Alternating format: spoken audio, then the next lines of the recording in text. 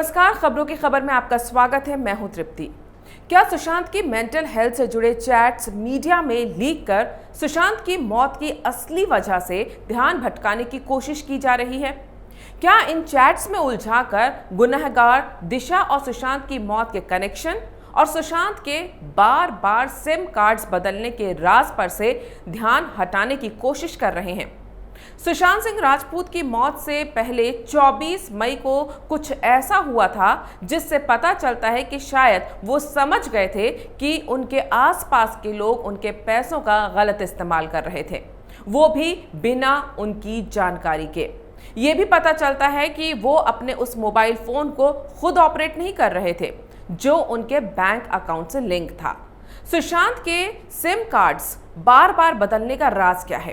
क्यों पिछले 6 महीने से वो अपना सिम कार्ड लगातार बदल रहे थे? आज हम इस पूरी बात को समझने की कोशिश करेंगे। साथ ही रिया और सुशांत के स्टाफ से चल रही सीबीआई जांच से जुड़ी एक बेहद चौंकाने वाली खबर भी आ रही है जो रिया और पिठानी के इरादों पर शक पैदा करती है। खबर आ रही है कि सुशांत के बैंक मैनेजर हर्ष पटेल ने सीबीआई को बयान दिया है कि सुशांत की मौत के 21 दिन पहले उन्हें सुशांत ने एक अननोन नंबर से मैसेज किया था, यानी 24 मई को, और कहा था कि वो अपना बैंक अकाउंट से लिंक मोबाइल नंबर बदलना चाहते हैं। हर्ष पटेल ने बताया कि जब उन्होंने उस नंबर पर कॉल किया तो दूसरी तरफ सुशांत सिंह राजपूत ही थे, क्योंकि वो उनसे बात करते रहते थे और उनकी आवाज़ अच्छी तरह पहचानते थे। सुशांत ने हर्ष से कहा कि वो चाहते हैं कि उनके बैंक अकाउंट को अब इस नंबर से लिंक कर दिया जाए जिससे वो इस वक्त बात कर रहे हैं। हर्ष पटेल ने सुशांत को कहा कि इसके लिए आपको एक फॉर्म भरना पड़ेगा और मैं आपको किस मेल आईडी पर वो फॉर्म मेल करूं ये आप बता दीजिए। तब सुशांत ने कहा कि आप सैमुअल मिरांडा के मेल पर फॉर्म भेज दीजिए। यानी सुशांत को सैमुअल मिरांडा पर रिया से ज्यादा भरोसा था। वो सैमुअल मिरांडा जिनसे रिया ने मैसेज करके सुशांत के एटीएम का नया पिन नंबर मांगा था। ये व्हाट्सएप चैट मीडिया में आ चुकी है। जाहिर है सुशांत अपने बैंक अकाउंट से निकलने वाले पैसों के नोटिफिकेशन पर नजर रखना चाहते थे जो उनके बैंक को दिए नंबर पर आते ही होंगे। तो फिर सुशांत ने मोबाइल नंबर बदलने को क्यों कहा? साफ है कि जिस नंबर पर उनके बैंक ट्रांजैक्शन के नोटिफिकेशंस आते थे उस नंबर को वो इस्तेमाल नहीं कर रहे होंगे, इसीलिए वो अपना नया नंबर बैंक अकाउंट से लिंक करवाना चाहते थे। तो फिर वो नंबर कौन इस्तेमाल कर रहा था? क्या जो उनके उस नंबर को इस्तेमाल कर रहा था उस पर सुशांत को भरोसा नहीं था? इसका जवाब मिलता है सीबीआई को दिए गए श्रुति मोदी के बयान से। सुशांत की मैनेजर श्रुति मोदी ने सीबीआई के सामने बयान दिया है कि रिया चक्रवर्ती ही सुशांत के पैसों का, खर्चों का, बीमारी का, उससे जुड़े डॉक्टरों का और इलाज का सब कुछ वो कंट्रोल अपने हाथ में रखती थी और साथ ही साथ सुशांत के फिल्म बिजनेस से जुड़े सभी फैसले रिया ही लिया करती थी। तो क्या सुशांत को रिया के इरादों पर शक होने लगा था? क्या उन्हें पता लग गया था कि रिया उनके पैसों को बिना उनकी जानकारी के इस्तेमाल कर रही है? क्या सुशांत ने रिया की जानकारी के बिना अपने एटीएम का पिन नंबर भी बदल दिया था और रिया को यह पता था कि सैमुअल मिरांडा को पिन नंबर पता है, इसीलिए वो सैमुअल से नया पिन मांग रही थी जो सैमुअल ने उसे दे भी दिया? सवाल ये भी उठा था कि रिया चाहती तो सीधे सुशांत से पिन नंबर मांग सकती थी, क्योंकि जैसा कि रिया ने अपने फिक्स्ड इंटरव्यू में बताया था कि वो तो सुशांत का ध्यान बिल्कुल उनकी माँ की तरह रखती थी। फिर सुशांत तो उन्हें बिना किसी सवाल जवाब के पिन दे ही देते, लेकिन रिया को सैमुअल से पिन मांगना पड़ रहा था, जो बताता है कि सुशांत उन पर भरोसा नहीं कर पा रहे थे। इसका एक और उदाहरण तो खुद रिया के वकील ने ही दे दिया। रिया के वकील सतीश मानशिंदे ने मीडिया को बताया कि 8 जून को सुशांत और रिया की लड़ाई हुई थी, क्योंकि सुशांत रिया के बजाय अपनी बहनों से दवाइयों को लेकर सलाह ले रहे थे। वो रिया जो दावा करती है कि सुशांत का दिन रात वो ख्याल रखती थी, सुशांत उससे बेहद प्यार करते थे। इतना ही नहीं, अपने परिवार को छोड़कर वो तो रिया के साथ रहना चाहते थे, जैसा कि रिया कहती है। तो फिर अचानक उसी रिया के सामने वो अपनी बहनों से मदद क्यों मांग रहे थे? क्यों रिया की बात नहीं सुन रहे थे? सुशांत को अगर रिया से इतना प्यार था तो बहनों से बात करके वो रिया को नाराज क्यों कर रहे थे? इतना ही नहीं, रिया के नाराज होने पर उन्होंने रिया को अपने घर जाने तक को कह दिया। यानी जब बहनों और रिया में से किसी एक को चुनने का मौका आया तो सुशांत ने अपनी बहनों को चुन लिया। अब जरा गौर कीजिए कि ये सारी घटना 24 मई से 8 जून के बीच की है। 24 मई को सुशांत अपने बैंक अकाउंट से लिंक नंबर बदलवाने के लिए कॉल करते हैं। फॉर्म भरा जाता है और नंबर और एटीएम पिन दोनों चेंज कर दिए जाते हैं, जिसके बारे में रिया को पता नहीं था। इसके बाद रिया के मुताबिक जून के पहले हफ्ते में सुशांत की तबीयत ज्यादा बिगड़ने लगती है, इतनी कि वो रिया के बजाय अपनी बहनों से इलाज के बारे में डिस्कस करते हैं। फिर रिया को वो 8 जून को घर से निकाल देते हैं। ये भी रिया ने अपने इंटरव्यू में कहा है।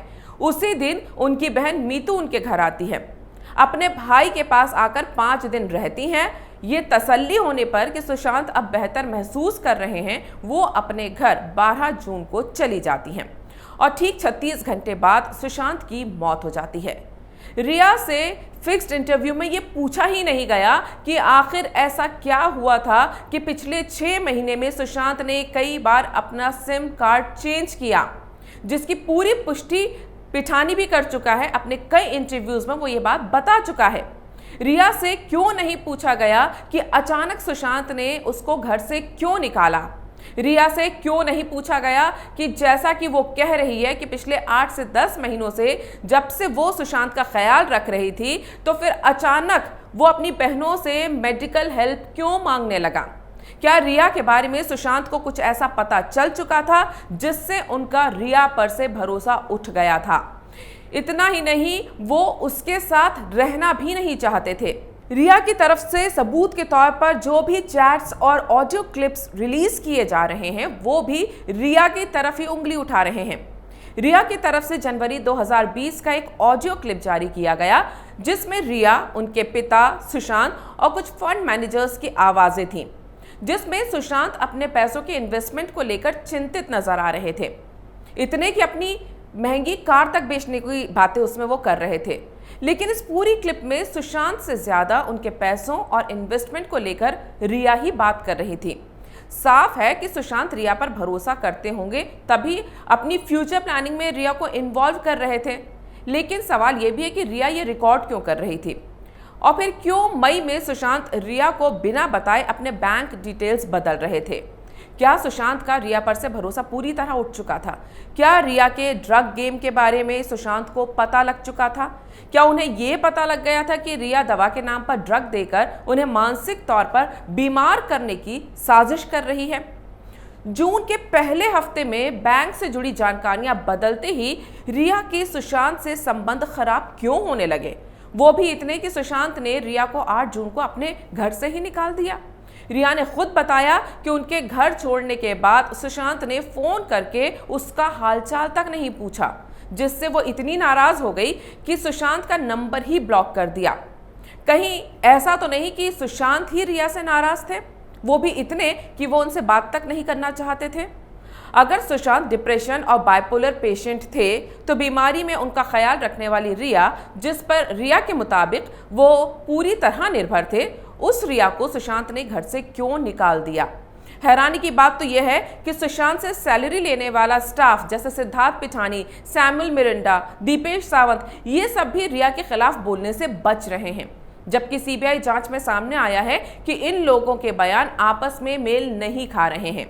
अब सुशांत के परिवार की करीबी दोस्त स्मिता पारेख ने एक सनसनीखेज आरोप लगाया है। स्मिता पारेख ने कहा है कि रिया और पिठानी सीबीआई जांच के लिए जाते समय स्पाई गैजेट्स पहनकर जाते हैं, यानी उस तरह की चीज़ें पहन के जाते हैं जिससे रिकॉर्डिंग हो सके, जिससे वो ये रिकॉर्ड कर सकें कि सीबीआई क्या पूछ रही है। वो ये बताते हैं कि इसके पीछे मकसद है कि घर में रहने वाले जिन लोगों से अलग अलग तरीके से सीबीआई पूछताछ कर रही है, उन्हें ये पता हो कि किसने क्या कहा, जिससे कि बयानों में विरोधाभास ना लगे।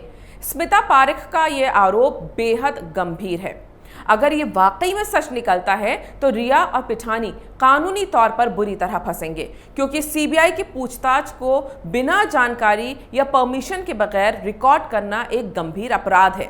इससे सुशांत केस में उनकी भूमिका पर हो रहा शक यकीन में बदल सकता है। वैसे भी अभी ऐसे कई सवाल हैं जिनका जवाब जाने बगैर सीबीआई किसी नतीजे पर नहीं पहुंच सकती। सुशांत के सिम कार्ड्स बदलने की वजह क्या थी? घर में चलने वाली ड्रग पार्टीज के बारे में सुशांत को कोई जानकारी थी भी या नहीं थी? सुशांत को दवाई के नाम पर उनकी जानकारी के बिना नशीले ड्रग्स दिए जाते थे या नहीं? उनके अकाउंट में से गायब हुए 70 करोड़ रुपए का हिसाब किताब क्या है? सुशांत के घर से जो डिजिटल डेटा डिलीट किया गया है उसमें क्या था? और सबसे बड़ी बात, दिशा की मौत से सुशांत की मौत का क्या रिश्ता है? जब तक सीबीआई को इन सवालों के जवाब नहीं मिलेंगे तब तक सुशांत की मौत की वजह का पता नहीं चल पाएगा। अगर आपको ये वीडियो पसंद आया है तो इसे लाइक करें, शेयर करें और कैपिटल टीवी को सब्सक्राइब करें।